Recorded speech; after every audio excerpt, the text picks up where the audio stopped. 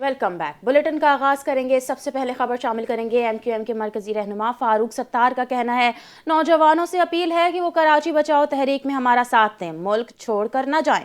کراچی کی ایک تاریخ یہ بھی ہے کہ موئنجو دڑو سے نمودار نہیں ہوا۔ این ٹی این سے خصوصی بات کرتے ہوئے فاروق ستار کا مزید کہنا تھا کہ کراچی بچاؤ تحریک کی آواز تمام اسمبلیوں تک اٹھائیں گے۔ لاکھوں نوجوان ملک چھوڑ کے نہیں جا سکتے، جانا سب چاہتے ہیں، جانا تو سبھی چاہتے ہیں لیکن سب تو لہٰذا ایک کوشش یہ بھی کر رہے ہیں، جو ایم کیو ایم کراچی بچاؤ مہم شروع کر رہی ہے، وہ بھی ایم کیو ایم کے ساتھ کھڑے ہو جائیں اور کراچی کے تمام اسٹیک ہولڈرز، کوئی زبان بولنے والا شہری ہو اسی علاقے کا پاکستان جو کراچی میں رہتا ہے، کراچی والوں کا مستقبل ایک دوسرے کے ساتھ لازم اور ملزوم کی طرح جڑ گیا۔ ہمارا ڈوبنا ساتھ، ہمارا تیرنا ساتھ، ہمارا جینا ساتھ، ہمارا مرنا ساتھ۔ تو یہ ڈبل ڈومیسائل کی مار صرف اردو بولنے والوں کو نہیں ہو رہی ہے، یہ جعلی ڈومیسائل جو ہے وہ ایک پنجابی سندھی جو کراچی میں مقیم ہے، جس نے میٹرک یہاں سے کی ہے، اس کے بھی راستے میں آگے تعلیم کے دروازے بند ہیں، اعلیٰ تعلیم کے، پھر اس کے روزگار کے دروازے بند ہیں۔ تو ہر زبان بولنے والے کے ساتھ پھر پانی کی کمیاں بھی ہے، پھر نکاسی آپ کا کوئی نظام نہیں ہے، ٹریٹمنٹ پلانٹ بند ہے، پھر سڑکیں جس طرح لگے 5000 سال قدیم شہر ہے یہ کراچی، جو کھدائی میں نکلا ایسا لگتا ہے، لیکن یہ 4 کروڑ زندہ لوگوں کے ساتھ نکلے۔ موہنجو دڑو ہڑپا میں زندہ لوگ نہیں نکلے تھے، کراچی جب کھدائی میں نکلا تو 4 کروڑ عوام بھی نکلے۔ خیبر پختونخوا کے ضلع شمالی وزیرستان میں دفعہ 144 نافذ کر کے تمام داخلی اور خارجی راستے بند کر دیے گئے۔ جاری نوٹیفیکیشن کے مطابق شمالی وزیرستان میں دفعہ 144 صبح 5 سے شام 7 بجے تک نافذ رہے گی۔ نوٹیفیکیشن میں کہا گیا ہے کہ دفعہ 144 سیکیورٹی فورسز کی نقل و حرکت اور لاجسٹک ترسیل کے لیے نافذ کی گئی ہے۔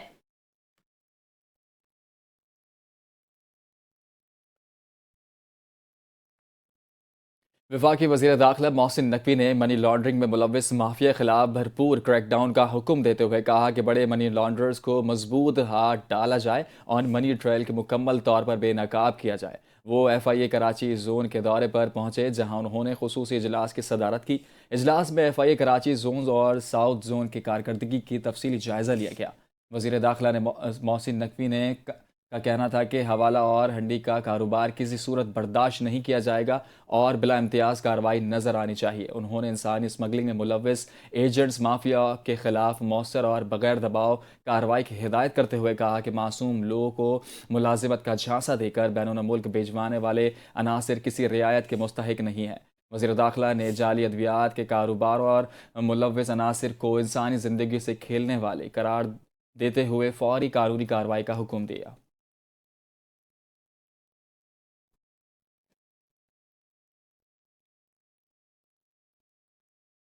خبر دیں گے۔ چیف جسٹس پاکستان یایا آفریدی کی زیر صدارت ہونے والے اہم ٹیکس مقدمات کی جلد فیصلوں کی حکمت عملی پر اعلیٰ سطح اجلاس کا اعلامیہ جاری کر دیا گیا۔ Justice Mian Gul Hassan Aurangzeb, chairman F B R, member legal F B R اور اعلیٰ حکام نے اجلاس میں شرکت کی۔ اعلامیے کے مطابق سپریم کورٹ کے چیف جسٹس یایا آفریدی نے کہا کہ طویل المدتی ٹیکس مقدمات مالی گنجائش کو محدود اور سرمایہ کاروں کے اعتماد کو متاثر کرتے ہیں۔ انہوں نے کہا کہ قومی معیشت پر اثر انداز ٹیکس مقدمات کے فوری فیصلے عدالتی ترجیح ہوں گے۔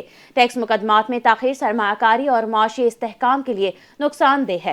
اعلامیے میں کہا گیا کہ طویل عرصے سے زیر التواء اور بھاری مالیت کے ٹیکس تنازعات کے حل پر تفصیلی غور کیا گیا۔ زیادہ مالیت کے ٹیکس کیسز کو ترجیحی بنیادوں پر نپٹانے پر اتفاق کیا گیا۔ اجلاس میں عدلیہ اور ٹیکس حکام کے درمیان بہتر رابطہ اور ہم آہنگی پر زور دیا گیا۔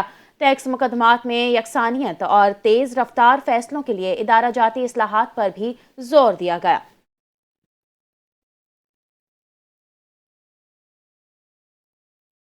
وزیر اعلیٰ پنجاب مریم نواز نے کہا ہے کہ بصارت سے محروم افراد کی زندگیوں کو علم سے منور کرنے کے لیے قابل تحسین ہیں۔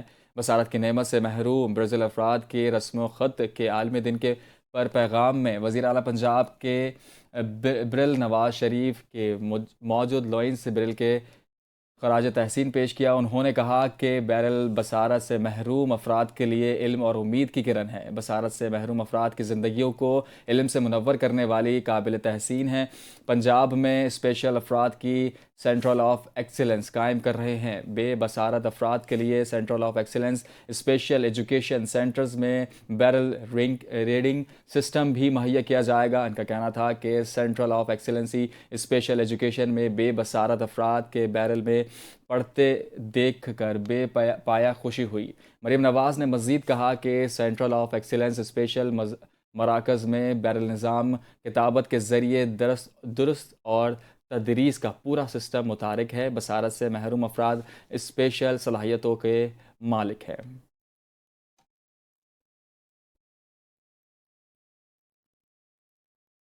آگے بڑھیں گے، خبر شامل کریں گے گلگت بلتستان سے۔ گلگت بلتستان کے ضلع استور کے علاقے میں برزل پاس کھولنے کے لیے برف ہٹانے کے آپریشن کے دوران برفانی تودہ گرنے سے کیپٹن سمیت 3 افراد شہید ہو گئے۔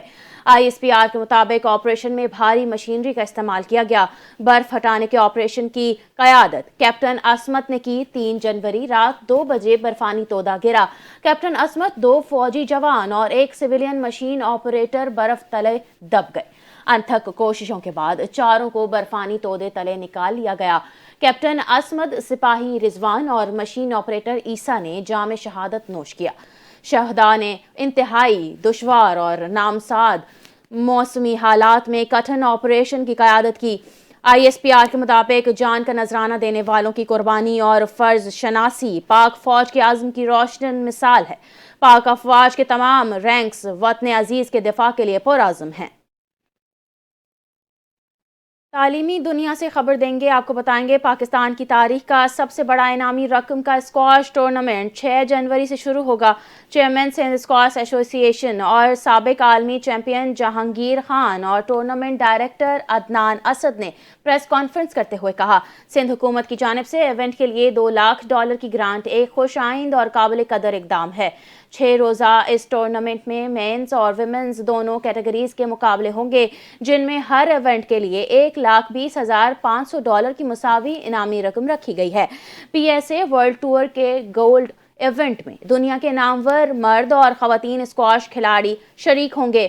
بھارت نے دیگر کھلاڑیوں کے لیے کھیلوں کی طرح اسکواش میں بھی سیاست کو شامل کرتے ہوئے ایونٹ میں شرکت نہیں کی۔ منتظمین کے مطابق آئندہ برس اس ایونٹ کو پلاٹینیم کا درجہ دیا جائے گا اور $10 لاکھ کی ریکارڈ انعامی رقم رکھی جائے گی۔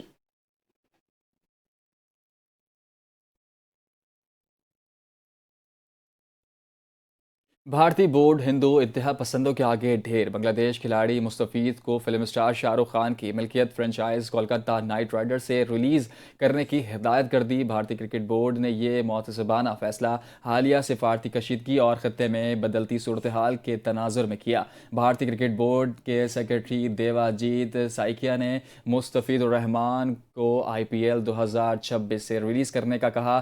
دیوا جیت نے فرنچائز کے KKR کو ہدایت جاری کی کہ وہ بنگلہ دیش کے مستفید الرحمان کو ریلیز کر دیں۔ اگر متبادل کھلاڑی کا کہا تو اس کی اجازت دی جائے گی۔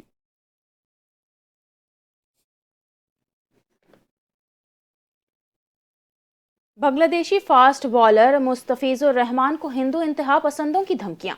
IPL سے نکالنے کے معاملے پر بنگلہ دیش T20 ورلڈ کپ میں بھارت سے شیڈیولڈ اپنے میچز سری لنکا منتقل کرنے پر سوچنے لگا۔ بنگلہ دیش کرکٹ بورڈ نے مستفیض الرحمان کے معاملے پر فوری مشاورت کا فیصلہ کر لیا۔ ہنگامی مشاورت میں بھارتی کرکٹ بورڈ کے مستفیض الرحمان کو IPL سے نکالنے کے معاملے کا جائزہ لیا جائے گا۔ PCB کے صدر امین الاسلام کا کہنا ہے کہ بورڈ میٹنگ فوری طور پر نہیں بلا سکتے، لیکن فوری طور پر مشاورت کر سکتے ہیں۔ اولین ترجیح کرکٹرز کی حفاظت اور سیکیورٹی ہے۔ بنگلہ دیش cricket board T20 world cup میں سیکیورٹی کی یقین دہانی پر ICC سے بات کرے گا۔ قومی کرکٹ ٹیم کے بیٹر امام الحق کے گھر ننھے مہمان کی آمد۔ امام الحق بیٹی کے باپ بن گئے۔ اپنے مداحوں سے خوشخبری کا اعلان کرتے ہوئے کہا، الحمدللہ خوشی ہے اپنی بیٹی کی آمد کا اعلان کر رہا ہوں، بیٹی کا نام انارہ حق رکھا ہے۔ اس کا مطلب ہے روشنی کی کرن، اور یہ حقیقی طور پر ہماری زندگی کی روشنی ہے۔ ہمیں اپنی دعاؤں میں یاد رکھیں۔ مداحوں، ساتھی کرکٹرز اور کھیلوں سے وابستہ شخصیات کی جانب سے امام الحق کو بیٹی کی پیدائش پر مبارکباد اور نیک تمناؤں کا سلسلہ جاری ہے۔ BYD کراچی میں میراتھن کے نشان پاکستان سی ویو پر انعقاد، خواتین اور بچوں سمیت 2000 افراد نے شرکت کی۔ ہاف میراتھن کے شرکاء ایک بار جبکہ 42.2 کلومیٹر کے فل میراتھن کے شرکاء نے 2 بار چکر لگائے۔ ایونٹ میں فل اور ہاف میراتھن کے علاوہ 5 کلومیٹر کی فن رن اور 10 کلومیٹر کی ریلی بھی ہوئی۔ 42 کلومیٹر کی ریس میں اسرار خٹک نے پہلی پوزیشن حاصل کی۔ اسرار خٹک نے 42.1 کلومیٹر کا فاصلہ 2 گھنٹے 49 منٹ 58 سیکنڈ میں طے کیا۔ حماس منہاس نے فل میراتھن میں دوسری پوزیشن حاصل کی۔ انہوں نے فل میراتھن 2 گھنٹے 58 منٹ اور 59 سیکنڈ میں مکمل کیا۔ ویمنز فل میراتھن سارا لودھی کے نام رہی۔ سارا لودھی نے 42.1 کلومیٹر کا فاصلہ 3 گھنٹے 33 منٹ 28 سیکنڈ میں طے کیا، جبکہ علیسا ڈائس دوسرے نمبر پر رہیں۔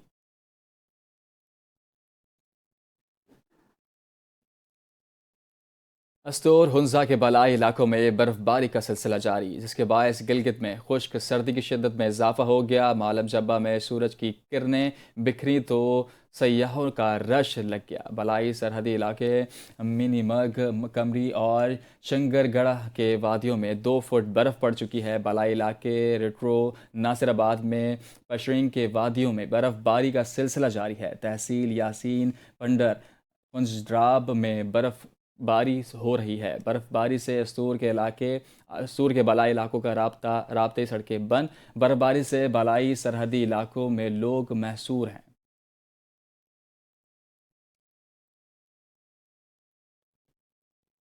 نیوز بلیٹن سے فی الوقت کے لیے اتنا ہی۔ مزید خبروں اور اپڈیٹس کے لیے دیکھتے رہیے NTA نیوز۔